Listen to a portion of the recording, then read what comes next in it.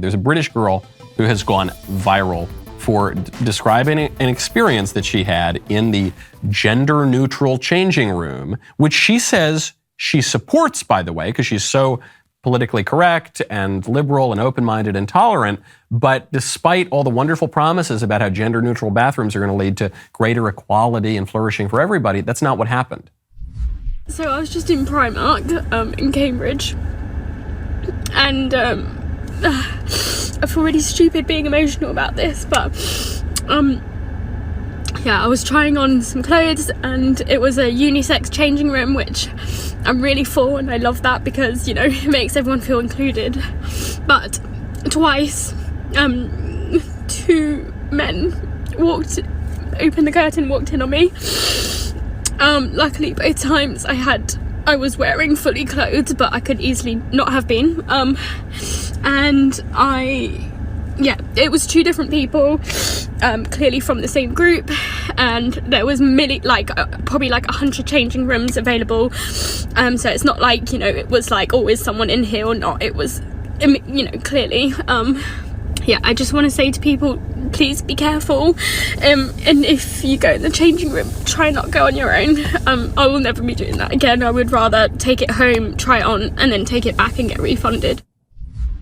This woman is never going to try on clothing in a store again. Because why? Why can't this woman do a really basic thing involved in shopping for clothing? Because men are now allowed to get naked in the same rooms as women. And the only men who are doing this, by the way, are mentally ill men who think that they're women and who have bizarre sexual fetishes and desires. And it turns out that those mentally ill men with bizarre sexual fetishes and desires sometimes behave sexually inappropriately and pull the curtain open on women as they change. Who could have guessed? Wow, stop the presses. We got a man bites dog story here, folks. No, we don't. Of course this happened. And why are we even in the position in society where this can take place, where this woman could be victimized in this way? Because we've indulged all those completely insane premises. And why have we indulged those insane premises? Because we were told by the liberal brainiacs that actually men and women aren't different. And even though they seem different in every way, even though, not in every way, there are similarities between men and women, but even though by all of our senses we can tell that there do exist differences between men and women, and those differences are significant, we have to deny that reality. We have to ignore reality because of their egghead pie-in-the-sky ideology, their wonderful utopian idea that men and women are exactly the same. And if the reality doesn't match the theory, it doesn't mean that the theory is wrong. It means that we have to deny reality. And so now we can't go shopping anymore. We can't go shopping. Can't use the bathroom. You can't send your daughter into a changing room at the public pool because you know there's very possibly going to be some creepy dude in there with some bizarre sexual hang-ups waiting to prey on them. So what do? Do we change the rules? Do we tell the liberal eggheads that they were wrong? Do we tell the men to stop putting dresses on and to start dressing like men and to start behaving? No, we just allow society to crumble and we lose all of our nice privileges that we all enjoyed and our nice way of life. And we lose that because of a theory that's preposterous.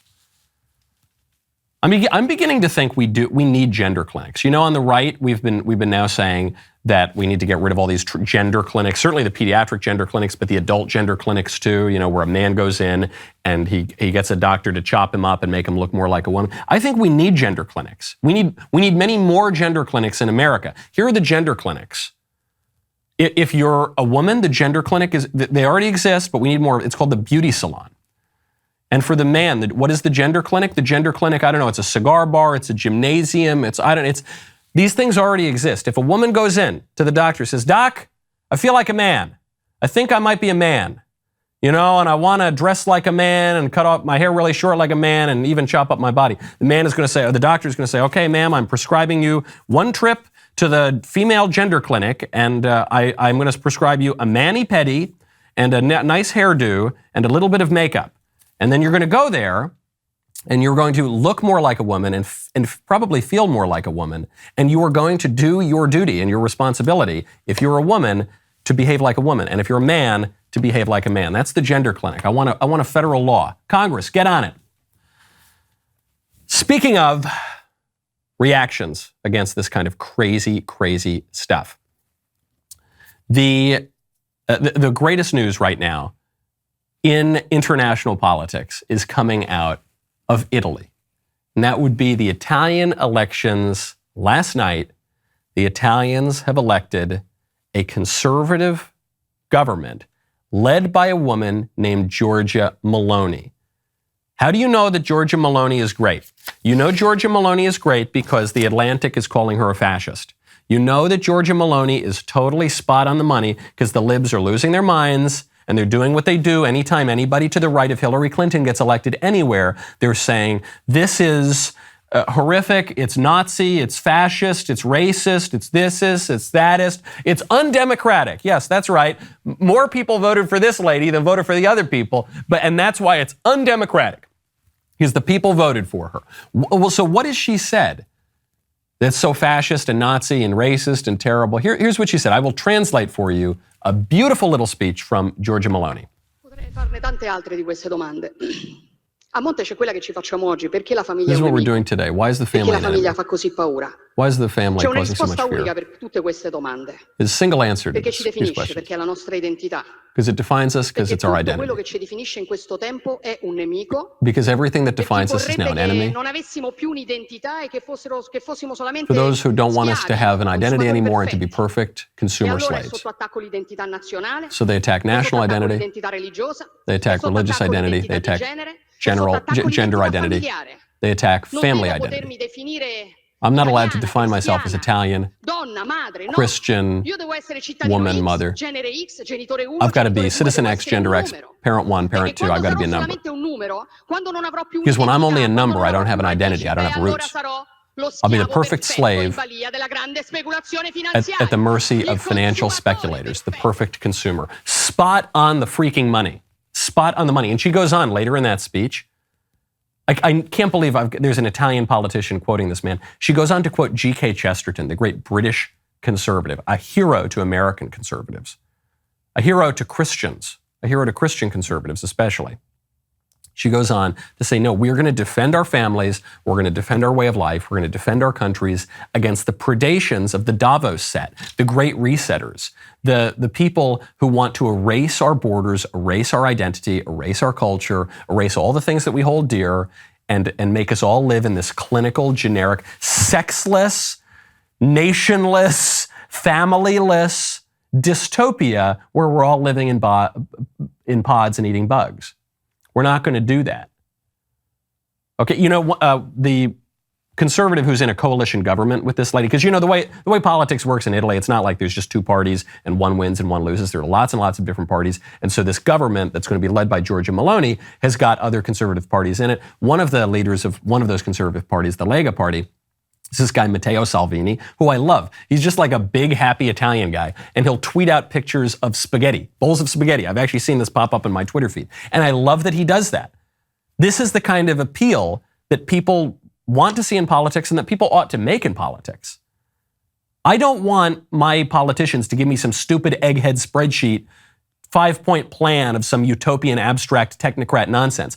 I want politicians to realize that what do I really want from my politicians? I want them to protect my bowl of spaghetti. I want them to protect my way of life, my traditions, my culture, my family, and my community. Okay, and I don't want some pie in the sky plan on how we're going to upend everything and innovate everything and get rid of borders and we're all going to sing kumbaya as citizens of the world. No, protect my spaghetti, protect my family. This woman, Giorgia Meloni, she says, we've got a simple mandate here. Okay, we are running for God, for family, and for country. Okay, those are the important things to us. Not for Davos, not for global warming, not for socialism, not for any of this crap. Okay, we're running for God, for family, and for country. Beautiful. I say I don't make endorsements in the primary elections in America. As of right now, before we've got any declared candidates for president of the United States in 2024, Giorgia Meloni has my support right now. If we can figure out a way to make Giorgia Meloni a citizen of America and to amend the Constitution so that you don't need to be a natural born citizen, I am so inclined to support this woman for president. Whoever the Republican nominee is in 2024, I want you to read her speeches verbatim, okay? She's great. If you look on Wikipedia right now, Wikipedia says that she's a far-right, hard-right candidate. And why? I don't have the text in front of me, but you can go look it up on your own. Roughly what it says is because she opposes abortion, she opposes euthanasia, that is assisted suicide, she supports national borders, she opposes illegal immigration, and she opposes same-sex marriage. I kid you not, that's one of the main issues that Wikipedia cites as to why this woman is far right, hard right, insinuating that she's a fascist. Because this woman holds the view of marriage that Barack Obama held in 2011. That's now considered hard right, far right. The view of marriage that every single person on planet Earth held for all of human history until roughly 2015. The view of marriage that Barack Obama, one of our most left-wing presidents that we've ever had, held as recently as 11 years ago. Now, if you hold that position, you are considered hard right, far right, fascist, Nazi. And so those words mean nothing. Nazi doesn't mean Nazi when the libs use it. Fascist doesn't mean fascist when the libs use it. In fact, when I see those words hurled at conservative politicians by the dishonest left-wing media, I just assume it's a great politician.